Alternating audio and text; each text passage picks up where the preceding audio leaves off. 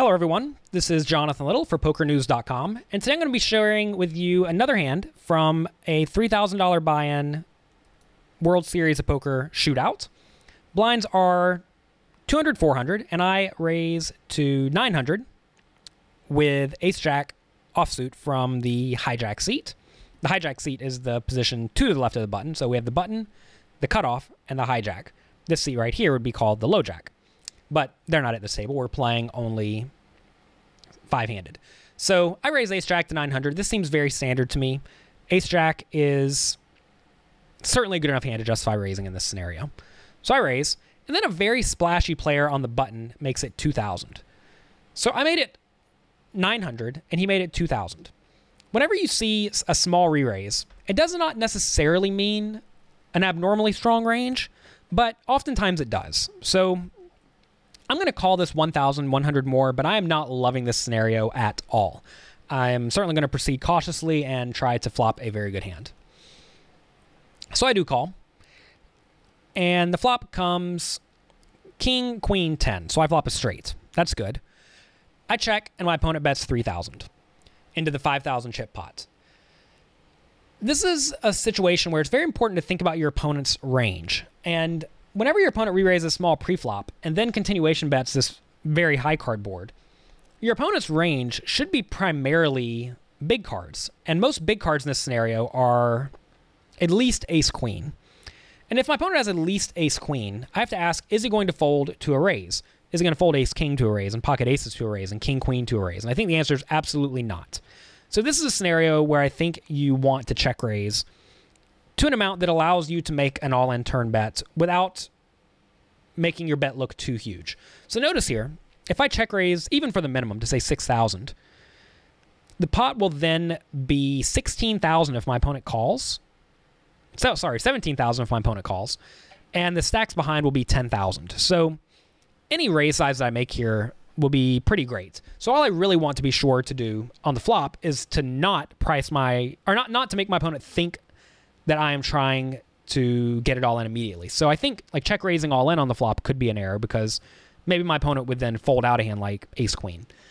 Or if I even made it something like 9,000, that would be an error because then I would only have 6,000 left to bet on the river. And of course my opponent would be priced in on the river, but he's going to be way more likely to get off the hook on the turn. So it's always important to pay attention to the stack sizes because that really does affect how you should play. I actually discussed this extensively in my tournament series, Secrets to Professional Tournament Poker. A lot of books are broken down by what hands you have.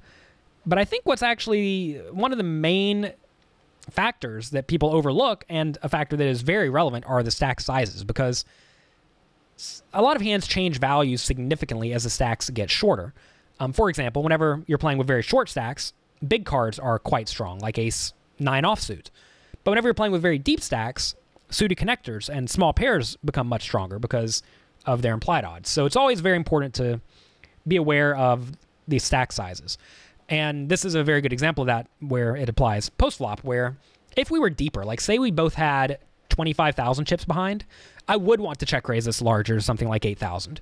But with these stack sizes, I think you only need to check raise the minimum or slightly more than the minimum. I think slightly more than the minimum always looks a little bit more bluffy, or at least not like you are really trying to keep your opponent in. So I think adding a little bit of sauce on top is usually good. So instead of making it 6,000, make it 6,400 or 6,900 or 6,200 like I did here. I think that's going to maybe make your opponent think you're trying to be a little bit trickier than you actually are. Also worth mentioning, my opponent would probably check behind on the flop with something like pocket 9s, 8s, or 7s if he did happen to have those hands. So really, when he bets the flop on this board, he should have something pretty much every time, unless it's just absolutely crazy. He might bet ace-5 suited or something like that with the ideas of folding, but this is a board where my opponent should almost never have nothing. And if he has something pretty much every time, you want to go ahead and check raise and get the money in. So I'm doing exactly what I said I was going to do. I was going to check raise the 6,000 on the flop, bet turn, and let my opponent put his money in. I actually did something a little bit funky here. I bet 6,000, 6,300 on the turn. I don't really know the purpose of that. I think going all in would have been perfectly fine. Given this player was listed as very splashy, I think it does make sense to do things that will perhaps level him into making a big error. And so here, The video went a little bit too fast, but I bet 6,300, leaving myself 2,500 behind or something like that. And that was probably to make my opponent think that I was bluffing. And it did, because he ended up having ace-10 offsuit for pretty much nothing. And if you can do anything to make your opponent vastly overvalue a hand like ace-10 or jack-10 or queen-9 or ace-queen even, you definitely want to be doing those things. So this hand worked out great. I don't think it's always going to work out this great. I think my opponent definitely should have folded ace-10 on the flop. But notice that the small check raise in this scenario kept him in and allowed him to make a huge error that let me double up. So that's going to be it for this video. If you enjoyed this video, let me know. And be sure to check back next time for more of my videos.